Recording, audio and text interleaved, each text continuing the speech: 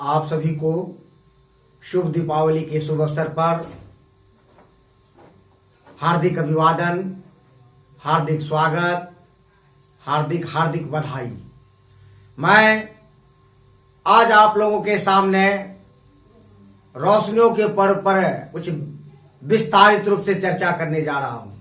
वाकई आज का दिन जो है बुराइयों पर अच्छाइयों की जीत है और आज के दिन ही भगवान राम 14 वर्ष वनवास काट के अपने घर लौट जा रहे हैं। उनके स्वागत में घर घर गली गली हर जगह रोशनियों से भरा पड़ा दीपों को जलाया जा रहा है। उनकी स्वागत इसलिए की जाती है, उन्होंने राम भगवान ने मानवीय जीवन की अतुल्य और अविस्मरणीय निधि को अंकित किया है। उस निधि में उन्होंने प्रकाशित डाला है कि मानव कैसे अपने जीवन से मुक्ति पा सकता है, कैसे बेहतर कर सकता है, कैसे अपनी आगाज से एक नई अंदाज लेकर जा सकता है। जहां बन जाने से पहले रात को राजा की तैयारी हो रही थी, सुबह होते होते ही उन्हें 14 वर्ष की वनवास मिल चुकी थी और एक राजा के बेटा होने के नाते उन्हें 14 वर्षों में कैसे भूत प्रेत जंगली जानवरों से के साथ रहकर 14 वर्षों तक जीवन काटा और राक्षसों से कैसे उन्होंने विजय प्राप्त की।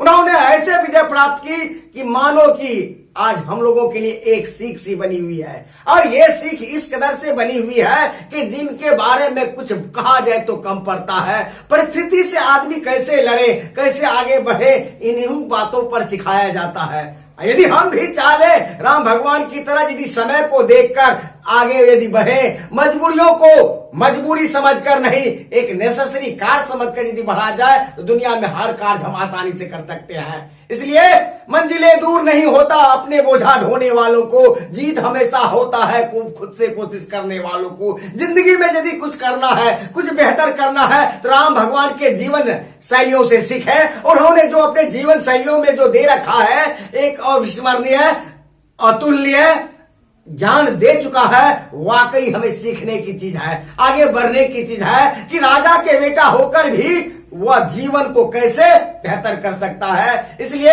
भीख मिलती नहीं क्षमा योजना के त्योहार से, या जब भी मिलती है लोहा और तलवारों के धार से। यदि जीवन में कुछ करना है, समय को जानो, समय को पहचानो, समय के साथ यदि आगे बढ़ा तो दुनिया खुद आगे आपके सामने झुक जाएगा। इसलिए हौसले बुलंद कर तू रास्ते पर चल दे, तुझे तेरा मुकाम मिल जाएगा। मायूस होकर अपना इरादा न बदल वरना खुदा नाराज हो जाएगा। नाकामी के धुन से बहादुर न घबराना, कामयाबी का सूरज तेरा तकदीर चुम जाएगा। यदि जिंदगी में यदि तकदीर चुमाने चाहते हो तो अवसर को धरो, अवसर को पकड़ो और अवसर के साथ जो संघर्ष किया है, मजबूती के साथ संघर्ष किया है, वही आगे बढ़ा है, पढ़ा है, कुछ कहा है। इसलिए यदि दुनिया में यदि कुछ करना चाहते हो तो राम भगवान की तरह बेमिसाल इंसान तभी बन सकते हो जब चोट पर चोट यदि दिया जाता है तभी वह फैलता है। लोहा जब तक गर्म नहीं होता तब तक फैलता नहीं है। इंसानों के अंदर जब तक खून गर्माहट नहीं होता वह तब तक ताबड़तोड़ कुछ करने के लिए अपने नशा में वशीभूत नहीं होता है। इसलिए जीवन में कुछ करना है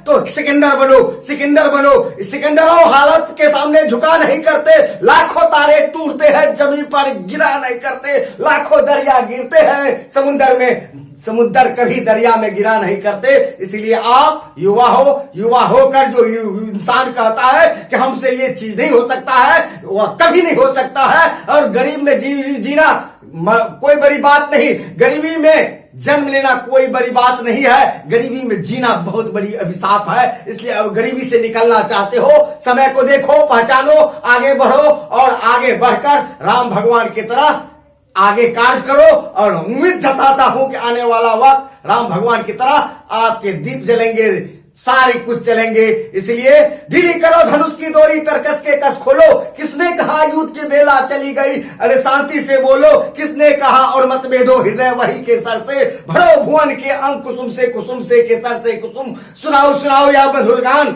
आंखों के सामने भूखा रो रहा हिंदुस्तान, भूखा रो रहा हिंदुस्तान। इसलिए तमाम युवाओं से कहना है, शुभ दीपावली में मैं आपको मुबारकबाद करता हूं कि आप बेहतर जिंदगी जीना चाहते हो तो राम की तरह जियो, राम की तरह आगाज पेश करो, राम की तरह बनो और राम की तरह आगे बढ़ो। और उम्मीद करता हूं कि आप भी राम की तरह पूजे जाओगे। इन्हीं चंद शब्दों के साथ आपसे लेता हूं विदा। जय हिंद, जय भारत।